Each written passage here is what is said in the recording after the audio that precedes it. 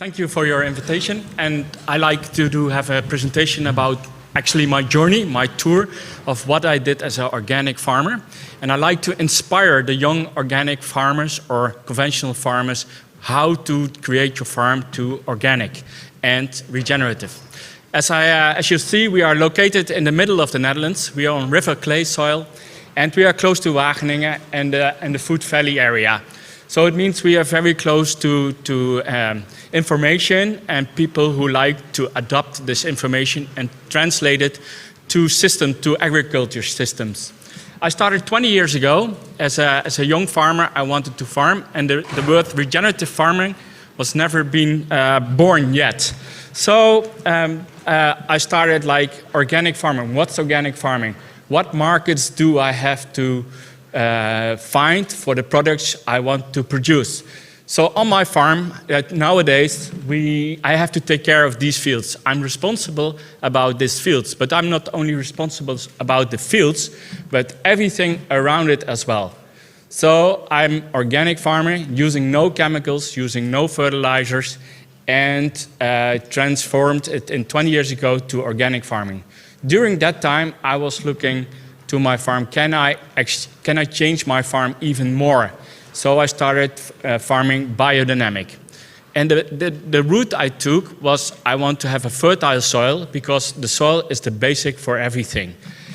And on organic farming, it was not enough for me. So the biodynamic way of farming was to me more important. So I grow on the moment 10 different crops. The most important crops to me is the red beets, the pumpkins, the potatoes, and all kinds of cereals we grow. So 50% of the crops are intensive cash crops, and the rest is taking care of a good food production for the next year. So that was kind of the basic of farming. But thanks for the speakers in front of me. Christina already talked about regenerative farming. Actually, this is the most important basic we have to start with.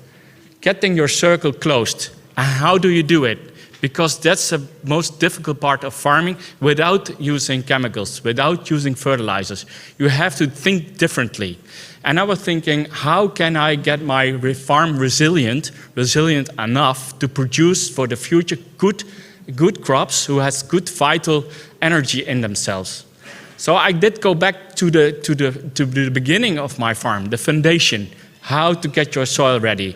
And to me, it's having a good crop rotation without chemicals, because chemicals will break down the soil you make. If you talk about regenerative farming, you have to start not somewhere in the middle, you have to start somewhere here, the basic.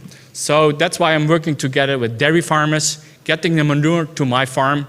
The grass clover is growing on my farm, goes to their farm. We have deep-rooted and high protein crops to get a good rotation and results in that. So, as being said, it's not only the crop rotation, it's the whole system. So we look at the old-fashioned holistic system by using the moon calendar, seeding on the right time, because everything has a rhythm, and if you start seeding on the right rhythm, everything works a lot better. So that's a very important lesson I learned. And of course, on my farm, we see the GPS systems who are there already taking over. But regenerative. I became regenerative actually without knowing the word. It's like 6-7 years ago, and I was looking for a way how to get my soil even more fertile. What do I have to do in my farm to change the old system? The old system in the Netherlands is plowing, having it black during the winter time.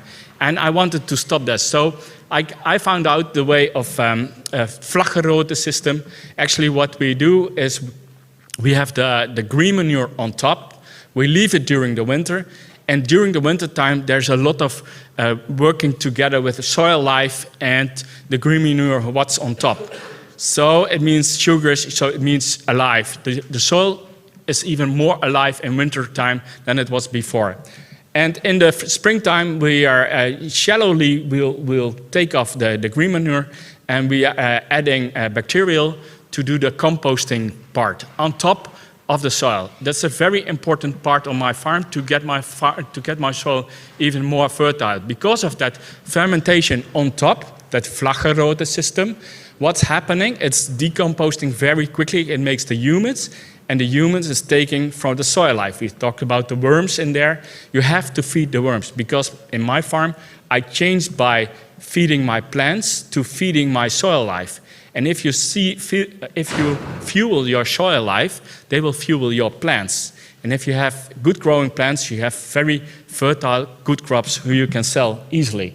To me, this was a very important moment to change my farm, not plowing anymore, because I didn't want to plow. Our practices in the way we farm, as I mentioned already, it's a lot. As much as we can do, we take care of the soil. So the soil is kind of we love. It's organic, and all kinds of things have been said there. And the most important part, well, this is the fermentation you see about how we're taking a shallow fermentation. And because of regenerative farming, I was growing well, the compost tea, but I take it quickly. We make our own compost tea, so we make tea for our plants. So we are composting making our own compost. We make tea and feed the soil, feed the plant. So we give a toolbox to the plant to do even better. We make it our own. So we have no input in our farm, no chemicals, no fertilizer, nothing. We make it ourselves. Important crop on my farm is the lupin crop. Because I was going regenerative, I was looking for a crop who can feed my soil even better, besides the grass clover. And I found the crop of lupin. And the lupin has a lot of advantages. It's a very nice plant to see. It's a nitrogen fixing plant, so it's even making the soil even more fertile than you started. And it has a very nice bean you can eat, and it's a very good bean to eat. So I started up a business, Lekker Lupine, and with the Lekker Lupine, we trying to make a community with farmers who are producing lupins in the Netherlands, and trying to, as Lekker Lupine, we're trying to help the farmers to grow lupins. We collect the farmers, and we'll try to sell the lupins as well. So this is actually the short chain, how we're working as a community, and we do it as cooperative as possible. So the farmers get paid by the results we make in the end. So in this way, the farmer is really getting aligned and lined up to our business, and we are working together to go forward with this new crop of lupin. It's a kind of a soybeans, probably we've been growing here more, but it's a high nitrogen crop with a high protein, used as very good usable for different kinds of products. You can eat the bean, but you can make flour, you can make bread, everything. So my last slide.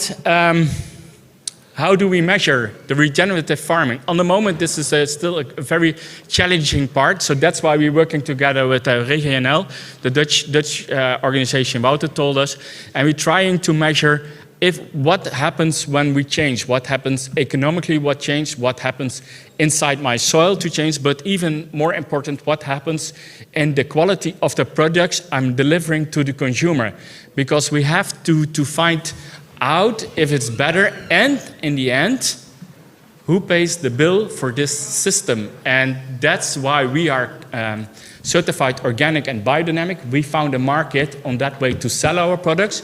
But if you do all those things to get regenerative, it does cost a lot more money. Who's paying this bill?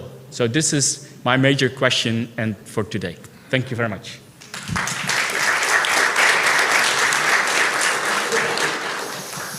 You're talking about a very interesting crop, lupin, and you're talking about a whole environment of how to produce, let's say, in a regenerative way.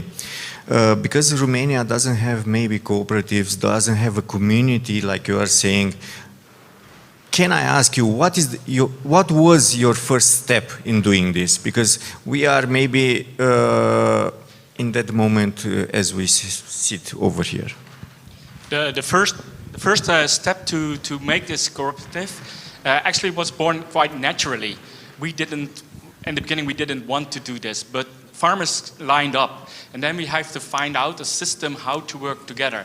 So it was a natural growth of lekker lupine, and how to get a new crop in a market who was kind of new too. All that comes together. It's really difficult to find to get a new crop in a consumer business part.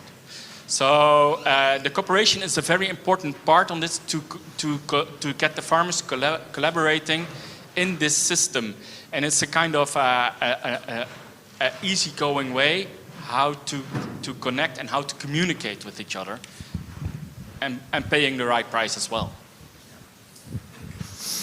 Thank you very much. Stories full of commitment. One short question. Okay, you should choose. Okay, ladies first.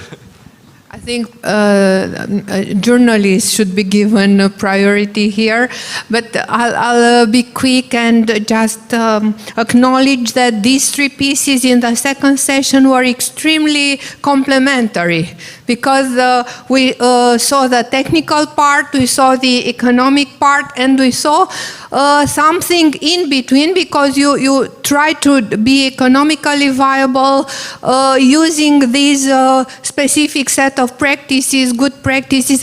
My question is for you, Andre, and I want to say to ask whether after this first exercise you made your calculations. Is it profitable? Definitely, it is for the society at large.